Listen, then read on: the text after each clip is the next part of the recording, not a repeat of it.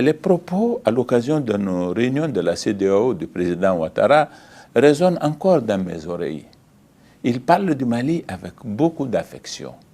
Je constate aujourd'hui qu'il est payé par l'ingratitude de ceux qui ont tiré profit de cette décision de lever de l'embargo à laquelle le président Ouattara avait grandement contribué. Il s'estime trahi? Oui, je considère qu'il a été trahi.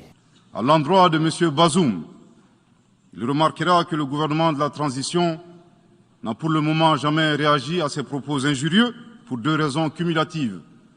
La première raison tient au respect de l'héritage laissé par nos ancêtres, qui consiste à ne pas répondre aux injures par des injures. La seconde relève de l'identité de M. Bazoum, l'étranger qui se réclame du Niger.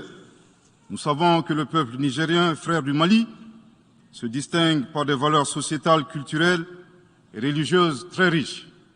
M. Bazoum n'est pas un Nigérien, son comportement nous le reconforte totalement dans notre constat. Excellence, Monsieur le Secrétaire général, le Mali tirera toutes les conséquences de droit de vos agissements.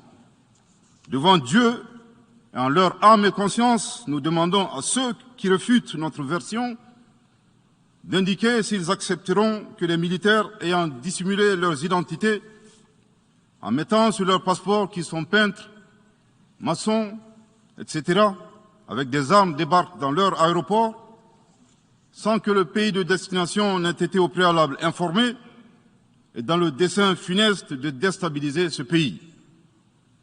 S'ils ne l'acceptent pas en tant qu'État,